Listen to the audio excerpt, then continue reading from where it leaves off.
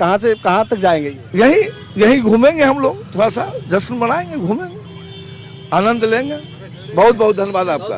আৰু এয়া আছিল এজন ব্যক্তি, এজন বিজেপিৰ সমৰ্থক, যি ইতিমধ্যে কৈছে যে এখন বিশেষ ৰথ লৈ, দুটা ঘোঁৰাৰে সুসজ্জিত এখন ৰথ, যিখনৰ নাম তেওঁ দিছে নমোৰথ, আৰু এই ৰথখন লৈ তেওঁ ওলাইছে। কাৰণ ইতিমধ্যে যি অগ্ৰগতি NDA দলে লাভ কৰিছে, তেওঁ যথেষ্ট উৎফুল্লিত হৈ পৰিছে, আৰু সেয়েহে এই বিশেষ ৰথখন লৈ তেওঁ পাটনাৰ ৰাজপথত ঘূৰিছে। আৰু তেওঁৰ উদ্দেশ্য এটাই, এই যি আচলতে উৎসৱমুখৰ পৰিৱেশ সৃষ্টি হৈছে তাত অংশগ্ৰহণ কৰা আৰু পাটনাবাসীক তাৰ এক আভাস দিয়া।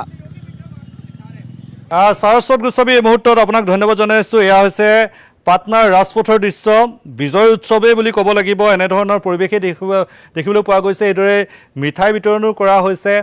আমি সেই দৃশ্যসমূহ দৰ্শকক এই মুহূৰ্তত একাদিক্ৰমে দেখুৱাই গৈছোঁ। যিহেতু NDA যথেষ্ট অভূতপূৰ্ব সফলতা লাভ কৰিবলৈ সক্ষম হৈছে। বিজেপিয়ে এই মুহূৰ্তলৈকে 85খন আসনত অগ্ৰগতি লাভ কৰিছে। JDUৱে 76খন আসনত অগ্ৰগতি লাভ কৰা দেখিবলৈ পোৱা গৈছে। LJPয়ে 22খন আসনত এই মুহূৰ্তলৈকে অগ্ৰগতি লাভ কৰিছে। তাৰ তুলনাত নিষ্প্ৰভ হৈ গৈছে মহাগঠবন্ধন, কিয়নো RJDয়ে মাত্ৰ 34খন আসন লাভ কৰিছে। কংগ্ৰেছে 6খনতে এই মুহূৰ্তত সীমাবদ্ধ হ'ব লাগিছে, 6খনত অগ্ৰগতি লাভ কৰিছে। VIPয়ে 1খনত লাভ কৰিছে। এইদৰে এতিয়া বৃহৎ তাৰতম্য দেখিবলৈ পোৱা গৈছে, বৃহৎ ব্যৱধান দেখিবলৈ পোৱা গৈছে NDA হওক বা মহাগঠবন্ধনৰ মাজত।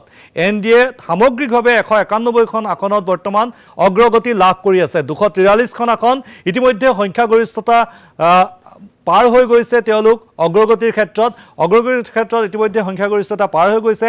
191খন আসনেৰে এতিয়া অগ্ৰগতি লাভ কৰিছে NDA, য'ত 85খন আসনত বিজেপিয়ে অগ্ৰগতি লাভ কৰিছে।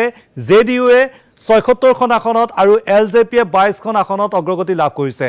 তাৰ বিপৰীতে মহাগঠবন্ধন, য'ত যথেষ্ট আশা কৰা হৈছিল, সেই গঠবন্ধনে আচলতে আশা কৰিছিল যে তেওঁলোকে এইবাৰ চৰকাৰ গঠন কৰিব, কিন্তু সম্পূৰ্ণ বিপৰীত ছবি দেখিবলৈ পোৱা গৈছে।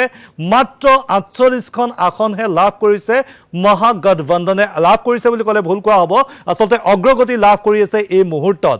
RJDয়ে 34খন আসনত আৰু কংগ্ৰেছে 6খন আসনতহে বৰ্তমান অগ্ৰগতি লাভ কৰিবলৈ সক্ষম হৈছে মহাগঠবন্ধনৰ হৈ।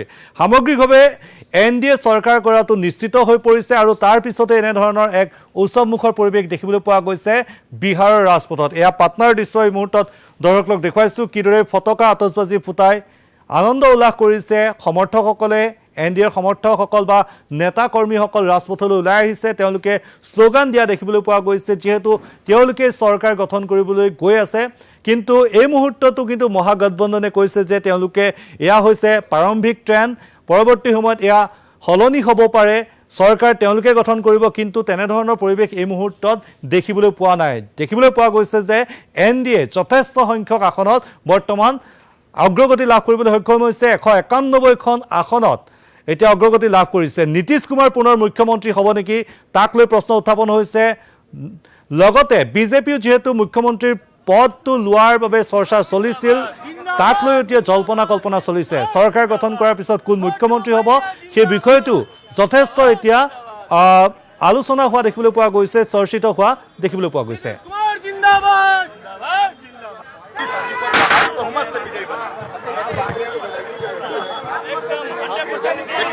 ये हर जगह का, एक जगह मिठाई नहीं मिला 161 के, ठीक है।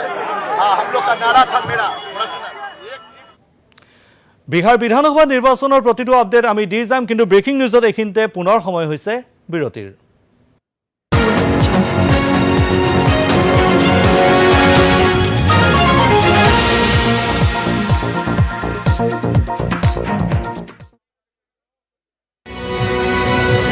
ব্ৰেকিং নিউজ আগবঢ়ালে